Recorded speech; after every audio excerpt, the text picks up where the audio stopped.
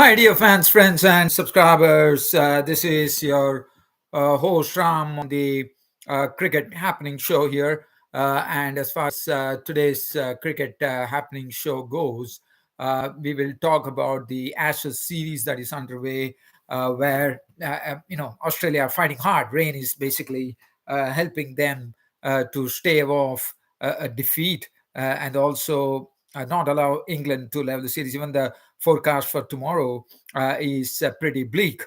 So it's getting interesting, but Labuschagne really fought it beautifully with his wonderful 100, his 11th test done, and that was a real fighting knock. At the other end, we have India versus West Indies. It's live coming in from Port of Spain right now. As I'm talking to you, it's tea time there in the West Indies, Port of Spain in Trinidad, and the score reads West Indies are 174 for 300, reply to India's 438.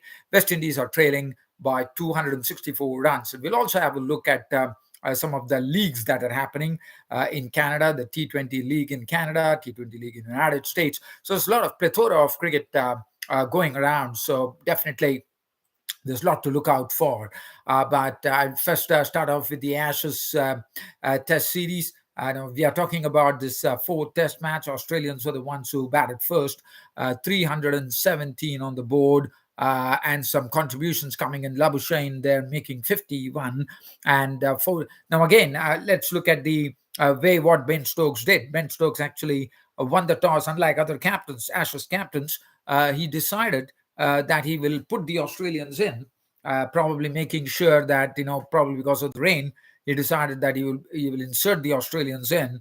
And I thought England did a fairly good job on this Manchester track, where probably I thought the Aussies will be definitely missing a spinner. They decided to go in with no genuine spinner in their ranks, with Lyon injured, and also Todd Murphy not being included. Well, I can understand there's a lot of other players who were good enough. Cameron Green had to come in. Mitchell Marsh was doing well. So absolutely, one definitely agrees with that.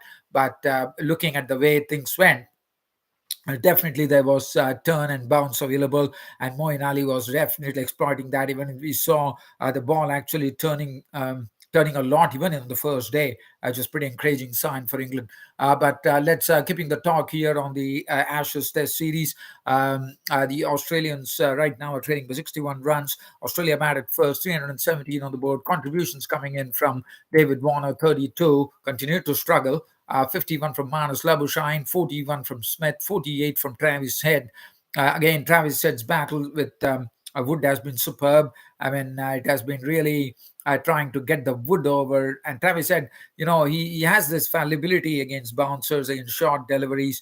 If he delivers, but definitely gets himself into a serious tangle.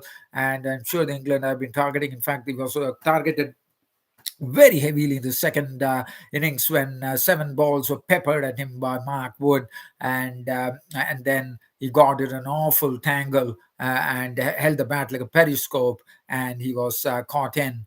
But in the first innings, he stood the test well. 7 fours in his knock of 48 of 65 deliveries, and then 51 coming from Mitchell Marsh. Really caned the England bowling, one could call, of 60 deliveries. And then Mitchell Stark providing a good hand, not out on 36.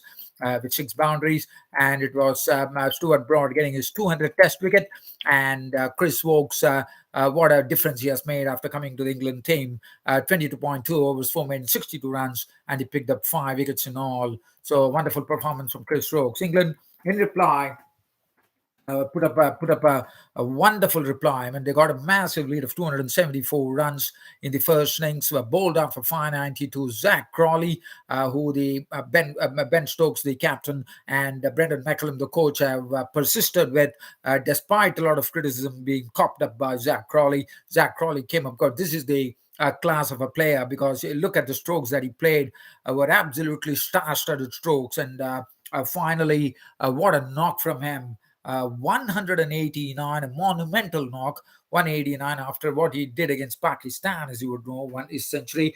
But here, Zach Crawley made 189, a star-studded knock from him, the second fastest century by an Englishman, 118 of 182 deliveries. It was typical one-day stuff, 21 fours and 3 sixes, but an absolute treat to watch. Contributions from Moeen Ali, playing in a free-flowing fashion, looking in fine nick with 54 with 7 boundaries. And it was absolutely a treat to watch Moeen Ali as well. Joe Root did his bit and finally succumbed to the bowling of Hazelwood. Hazelwood actually picking up 5-wicket bag. So he really came into his own in this particular match. Joe Root was bowled by Hazelwood for 84, 8 fours and 1 6. Harry Brook contributed 61 with 5 boundaries. Ben Stokes 51 with 5 boundaries. But Johnny Bairstow, what a knock from him. I mean, he absolutely plundered the Australian attack to absolute pieces. 99 unbeaten runs, truly deserved a century. Not out of 99 of 81 deliveries, he included 10 fours and 4 sixes, and one of the strokes that he hit off his hip for a 6 was an absolutely marvelous shot. And Johnny Bairstow, what a knock from him. I mean, it was something, it really took the cake. 99 of 81, 10 fours and 4 sixes, 592, massive lead, 5-wicket back for Josh Hazelwood. And Australians today with rain not relenting. Again, Australia closed the day at 214 for 5 with only 30 overs possible, but the feature being Manus Labuschagne getting on to his 11th test and 111 with 10 fours and 2 sixes, wonderfully done well by Manus Labuschagne. Usman Khawaja was 18, and again Mark Wood on the third day absolutely ran riot in the Australian second innings by knocking 3 bows, and he took full advantage of the pace that he was bowling at, the extra pace and bounce that did the Aussies.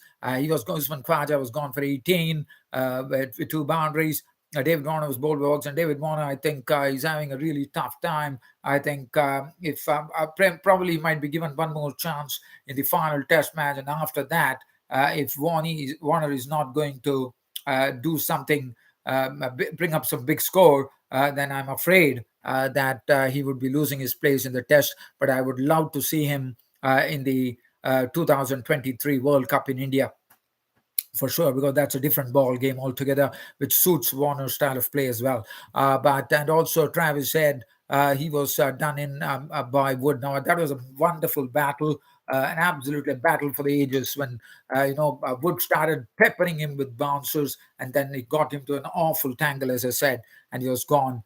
Today, Mitchell Marsh at the close of play was not out on 31. Cameron Green on 31, 240, 161 runs still to wipe off the Harriers and make England bat again. So England still lying that leveling the series. And what a spell from Mark Wood, 327. Now, what would be interesting is that tomorrow the rain is forecast, and it's not going to be easy for the and so definitely for Australia they will be praying that rain does not relent, rain persists, and they keep it alive.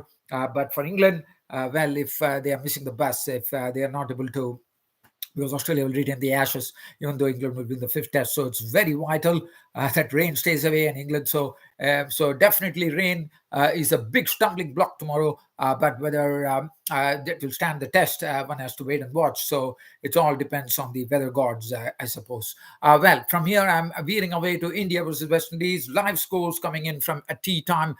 Players just started at the port of Trinidad and Tobago. 178, and after tea, there's an immediate success for India. There is a wicket which is gone, and the wicket was been taken by, I think, Jermaine Blackwood, who did very well to stay there for 20 runs. Is a victim. The 4th wicket for West Indies has gone. They're 178 for 4, so immediate reward for India after tea time. With Jermaine Blackwood being a victim. Kot Rahane bowled Jadeja for 20. Ali Kathanese is doing well, not out on 13. And the new batsman will be Joshua De Silva. So 178 for 4, the West Indies. After tea, session 3, West Indies are trailing by 260 runs right now. So the first thing would be to get another 60 runs to avoid a follow-on.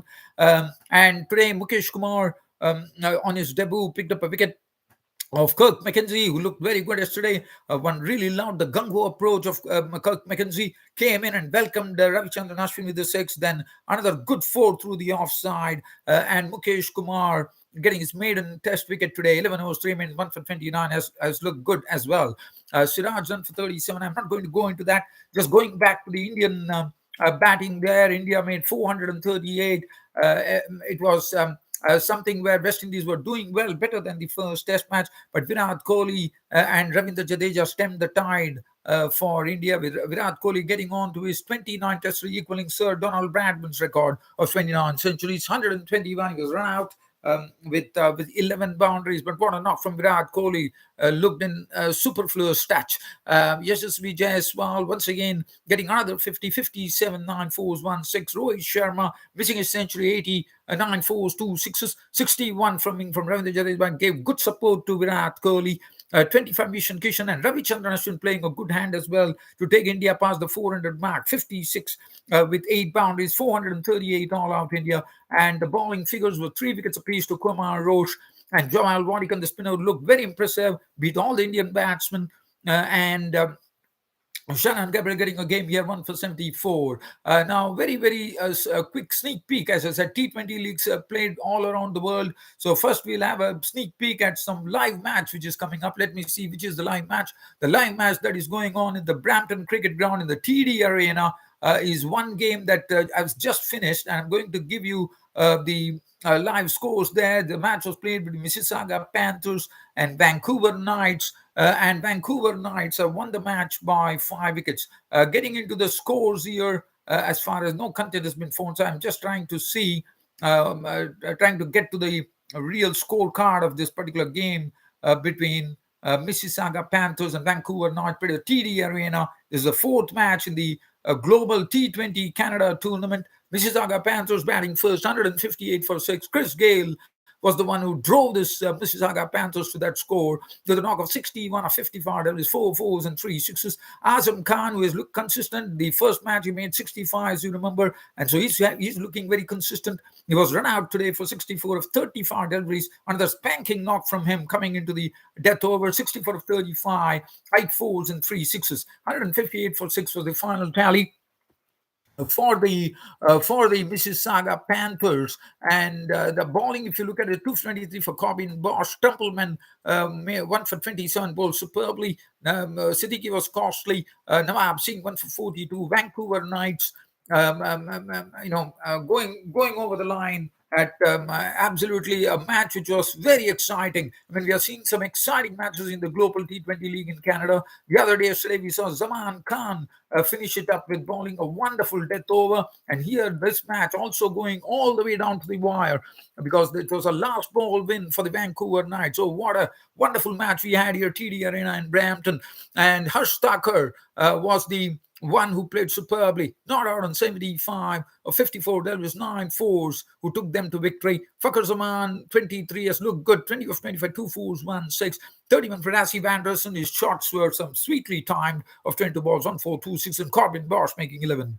As far as the bowling was concerned, it was 2 wickets to Parveen Kumar. But let's go live and let's see what happened. I mean, it was such a wonderful match. It went all the way down to the wire. So I'm trying to see what was the excitement all about. The last ball, yes, it was in the final ball. They needed 1 run to win. It was the last over, 10 runs required. Jaskaran Singh hit 1 4, and he did it all by himself. Alan was the bowler, and in 6 deliveries, he has taken those 10 runs. So he's taken singles, he has taken leg buys, and he also hit a 4, and he took them to victory. An unusual type of victory, but nevertheless, definitely something that they'll be happy about.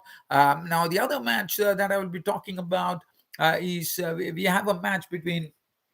Also, the United States League is also going on in full swing. As I said, cricket galore right now. And the weather is absolutely perfect for cricket, one could call. Canada is having some fantastic weather right now. And also United States, I suppose, are enjoying wonderful weather. So let's have that match against the United States. I'm trying to get into that to see which is that match that was happening.